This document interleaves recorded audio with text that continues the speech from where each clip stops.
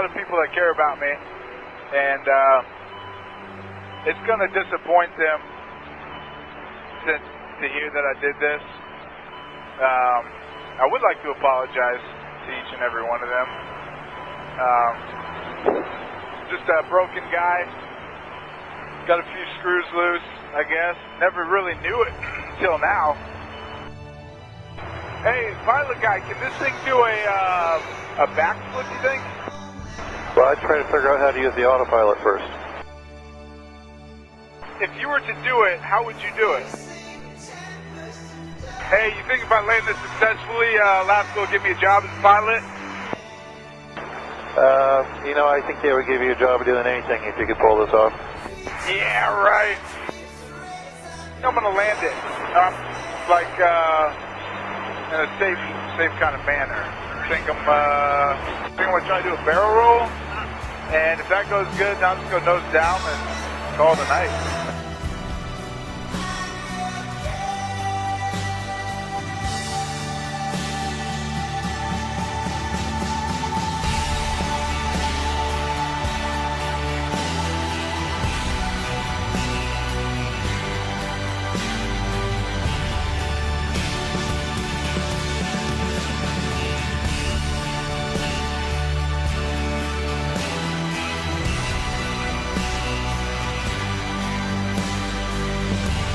Rockford 1, POI 1 just completed a barrel roll.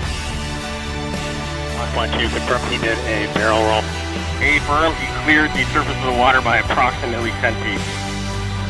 Input Rock 2 from Rock 1 and the POI 1. Hi. Hi, how are you? I'm in the same boat, Patricia. I live in Massachusetts. I am where my podcast is, and it is hot as hell, so I get it. It was freezing for so long, and now it's like sweltering and sticky, and yeah.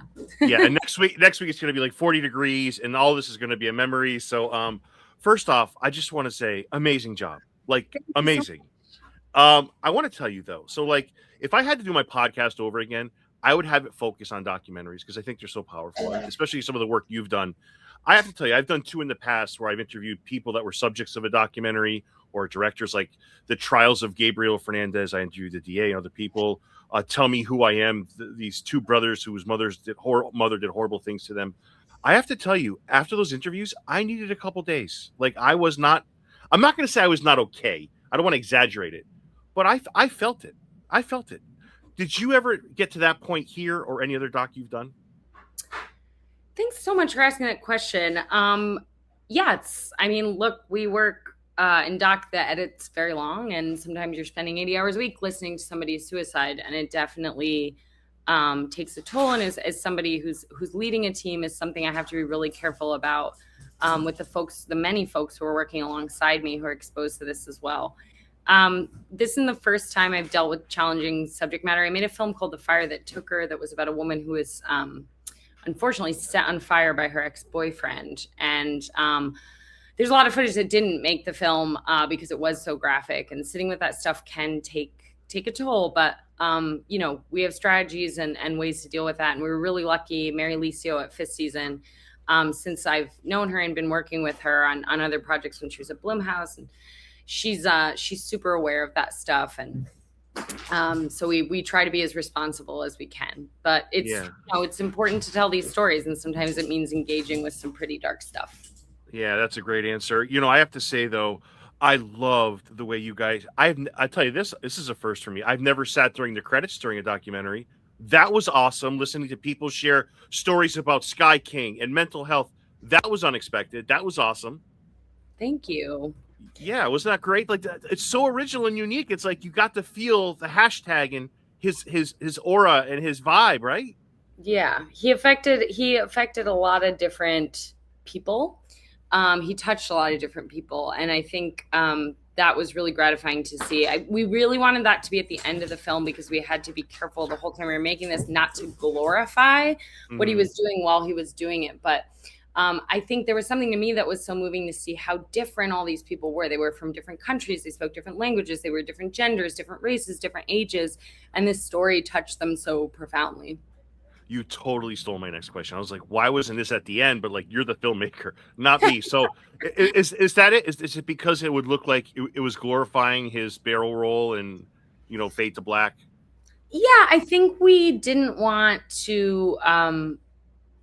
We never wanted to leave people, and this is also where the device of the family listening came from, right? We never wanted the audience to lose track of the fact that his actions really, unfortunately, devastated the people who loved him the most. And we wanted that to be the focus for the main body of the film. But I think also this thing rose from the ashes, where the world heard him articulate something that a lot of working people and average Joes were feeling, and that they had struggled themselves to express.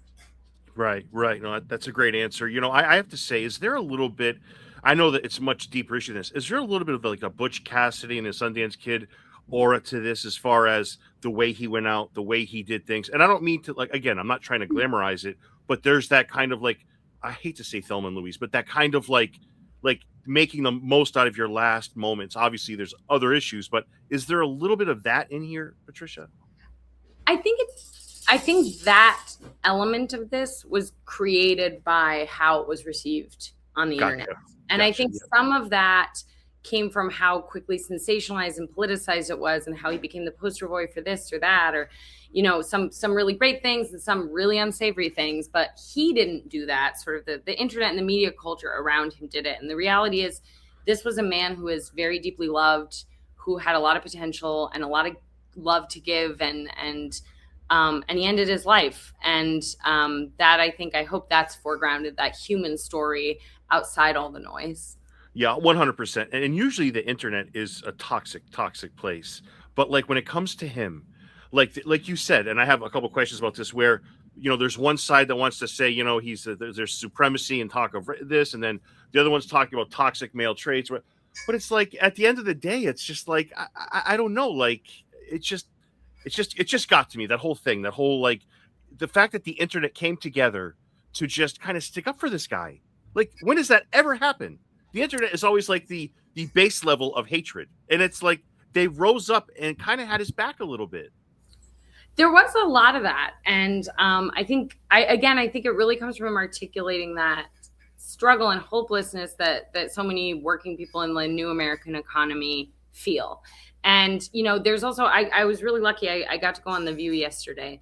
And Sarah, one of the hosts, she was saying she wasn't familiar with the story at all. She hadn't noticed it online when it came out. And she was like, I didn't know halfway through the movie how this was going to end. And I thought, if he's in jail, I got to find him and I got to write to him and tell him, like, I heard you, I understand. Yeah. And, obviously the story doesn't end in a way that she could do that. But I think she was cutting to the heart of something where, like, a lot of people, when they listen to this, even though he's doing this insane and frankly very dangerous, frightening thing, the way he is, the way he's kind and funny and assuring people he doesn't want to hurt them and cracking jokes, you can't help but root for him, even though maybe you shouldn't. You're almost rooting for him. And I think a lot of people, when they were suddenly able to root for him, could root for themselves. And that cured a lot of hopelessness for people and encouraged a lot of people to keep going. But I think it's also important to know that a lot of really unsavory people glommed onto this story as well. Unfortunately, he made some comments that neither social media nor news media dug into, namely, I won't get this job because I'm a white guy, right? Yeah. No one asked, hey, what's behind that statement? It sounded pretty bad and without context. And a lot of people glommed onto that and unfortunately turned him into, in darker corners of the internet, this white nationalist hero that actually does not reflect any of his belief system. He'd be horrified by it. And you have people who are, these really bad dudes that are selling t-shirts of the guy for something you wouldn't believe in. So, every rose has a thorn, and, the thorn, there's a lot of thorns on this one, but I'm hopeful that the film was able to take his legacy back from those people a little bit and provide important context about what he did mean, because when those statements got sensationalized and we approached that with a lack of curiosity and said judgment on either side of the aisle or on either fringe of American political discourse, when we didn't ask, hey, what did he mean by that? Why did he say that? We actually lost a really important class story that I think benefits working people of all different stripes. Yeah, yeah, because I mean, this is one of my favorite docs ever. But I've been dying to ask you this question all day, and you mentioned the view, and I want to get to that in a second. But I don't know. Part of me didn't. And is it Andreas? Am I saying that correctly? His name? Andreas, yeah. Andreas and Danny to some degree. They kept on the white. The he didn't get the job because he was white, and the sisters I think said, well, the person that got the job was white. So I just part of me felt like I hope this beautiful story wasn't lost. And sometimes I felt Andreas was talking to his company through Richard.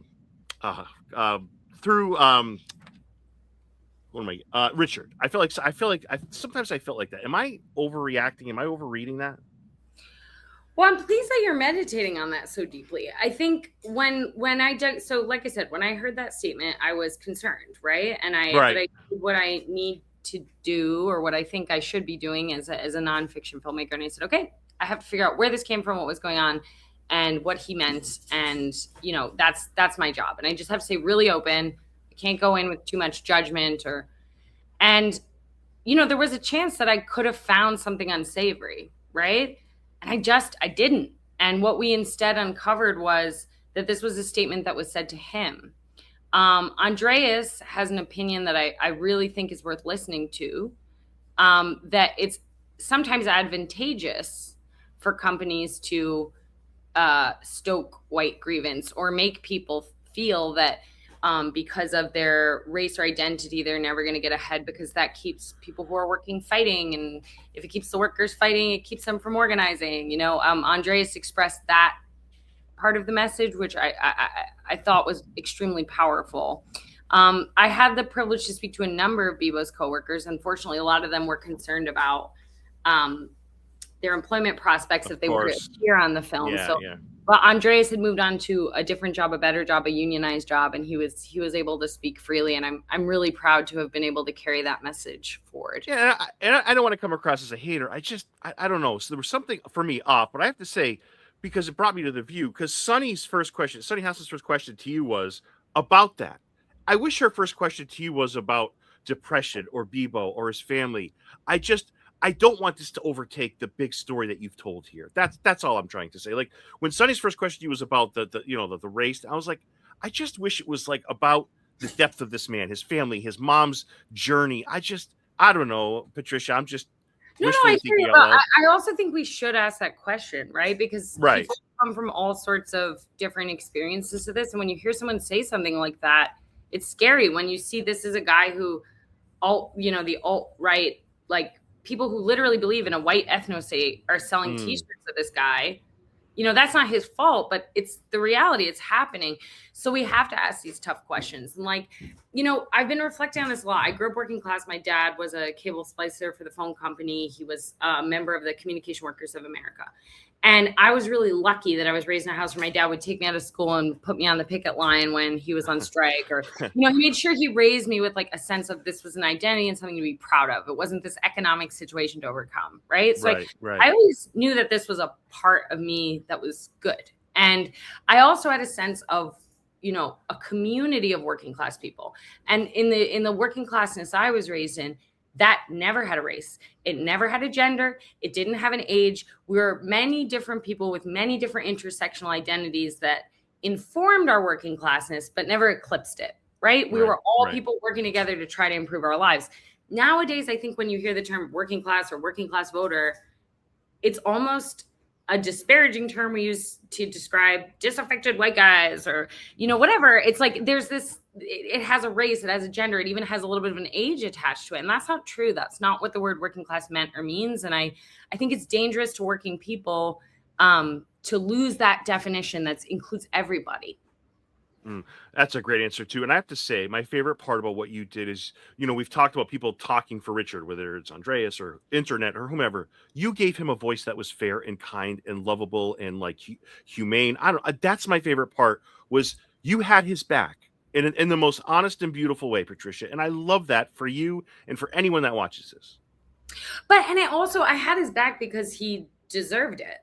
Yes, I totally agree. Yes. When we approach these things with curiosity and the story unfolds, like I found at the core of this a really good guy. I found a guy that so many of the people in the story constantly standing up when there's adversity and trying to do better and trying to do the next right thing. And so Beebo earned that for himself, and the people around him earned their positive portrayals for themselves. My job is to receive the information and try to tell the complicated truth. So what you're seeing, these people earn those portrayals and reputations. Yeah, I'm going to tell you, my favorite scene was when we talked about earlier. It's like 3 minutes before the barrel roll and then slightly after. The barrel roll in itself, the family's reaction. And I love the way the aunt kind of smiled and was like, it's my Beebo. Like, it was just such a beautiful, I don't think I've ever seen a scenario like that. Like, I just thought the whole thing, the way you guys did it with the fade to black where you think he's in the water and it's like, and then talk about how people that are in that industry say that's virtually an impossible move. Like, that was just so, like, in a documentary that has some sadness to it. That was kind of like, I don't know, is uplifting the wrong word? Like, it was just a nice moment. That's been one of the more controversial moments, right? There's some people being like, why are you using this M83 track that was glorifying my line, or why this or why that? And, I was asked the question by a reporter recently, like, hey, why did you choose that track? And I said, the internet chose that track. Oh, they sure did. Yeah. And I think I think that moment meant a lot to a lot of people, because it showed that this person who felt like them, who'd been underestimated, who didn't have a path forward, who kept doing the right thing, but kept being knocked down, actually could do something extraordinary. And though everyone with 2 cents to rub together wishes he weren't in that plane, wishes he didn't do that, wishes he were somewhere living a happy life with a happy family in a beautiful place with a job that respected him. When he found himself in the middle of that tragic, dangerous nightmare, that there was also still this proof of all this potential that he had. Right. And it didn't go, what could we have done if we lived in an America where that potential could have been harnessed for something else? And I think it's something we need to work on together, to create a country where guys like Beebo can win. And I think there are a lot of people that are depending on us to work together across class lines, across all of our different identities and experiences to make that happen. To your point, that reporter should have done their homework, because the M83 outro song that you're talking about, like, if you watch TikTok and somebody uses that song with anybody but SkyKing, the comments will be like, that's SkyKing's song. What are you doing? Like it's his song. Do you see what I'm saying? Like, it's, look, he has a point, and I understand why it rubs some people the wrong way. I think people connect to this story differently depending on where they're coming from and what they've felt and experienced. And, maybe it felt bad to see something glorious when your concern is for the people on the ground. And I think that's valid too. I also just think, I'm really proud. I think I made this film for people who come from where I come from. I made it for everybody who wants it and needs it. But there was a big part of my heart that was trying to make it for the kinds of people I grew up with. And to see that them feel helped by this and their response, and to see them feel seen by this, has been really a proud moment for me. And if there are people that don't get it, that's okay. If everybody gets it, you're probably not saying anything new, Yeah, that's a great answer. Patricia, you made this for people to just, you're telling a story. How they choose to take it is on them. It's not on you. Like, I don't want you to feel like it's your burden. Like, you've done an amazing job telling this great story. Yeah, it's up to them then. It's not your problem with how they react. Like, listen, this is a tragic story. That was a moment of redemption for me. I'm sorry it was. Like I'm sorry. We know how this ends. It's a horrible sadness. But, like, I was happy for him. I was happy for that moment of pride that went to his family. Sorry, but that's no. I appreciate your take, but I do think we as filmmakers have to be responsible to some extent. I think there's a way to make this film. Like, for me, for example, I knew I had to have the family in it. I would not have made this film without the family, because I think it would have been irresponsible if you're not constantly driving home how his choices hurt these people that really loved him, that he really loved. I don't know, it would have been responsible for me to tell the story. I don't know that we could have got the mental health message across. So it is, as a maker, always sort of a dance to figure out, how do I tell this honestly, completely, and responsibly, or as completely as possible, one should say. But, I think we do have to ask these questions about responsibility. But I'm really lucky that I had a great team and such amazing executives and such amazing creative co-conspirators. And I'm proud of what we were able to do. Yeah. Is there a moment of this that you can't stop thinking about his story? Is there one particular moment or person or detail that you can't get out of your head? There's a lot of them. Yeah. But for me, I think a moment that's quieter and less observed that hit me really hard was when Phil was listening to the audio and the audio ends and you do hear Beebo's last words, but you don't, it's a radio transmission. So you don't hear any of the accident or anything like that. So it ends in this way that sort of trails off. And I just sat there quiet and Phil realized the recording was over and he took off his headphones. He says, "Is that it?" And I said, "Yeah, that's it." And, there's sort of this tacit understanding like, oh, you've just listened to your brother die. And then he says, "I hope he didn't feel any pain. I hope he wasn't scared." And when he said, "I hope he wasn't scared," it crushed me because I'm like, that wish says so much about the burden that's placed on men and in particular, but not exclusively working men. Oh, I hope he wasn't scared. Of course it means I don't want my brother to suffer, but that's not how it came out. And I just thought that was so telling and so tragic. But there are a lot of moments in this film that touch me very deeply. There are moments that I wasn't able to include in the film, like little stories about him growing up or, his sister Amber said this incredible thing to me that we were on a time limit and it didn't fit, but she was saying one of the tragedies for her is that her son, who's now, I think he's getting to be a tween, will only remember that his uncle Beebo loved jelly beans. And there was just something so specific and tragic about that, Right. So there are a lot of moments from this that I'll carry with me. Yeah. I have to say, I think about this in a what if. Like, what if he lands the plane? But here's my thing. He was living in a mental prison in his life. And put his body in a physical prison, that's got to be the worst out. That's got to be hell on earth for people. That would be hell on earth. And I hate to say that wasn't a possible outcome, and that sounds terrible. Like the only way out of it was the way he did it.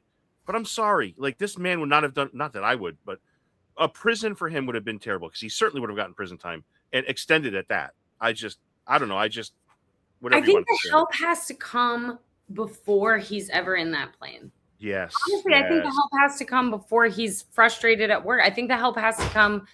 Heck, who knows? Maybe there should be some intervention, when his parents are going through. I mean, his mother did an incredible job. She's an incredible woman.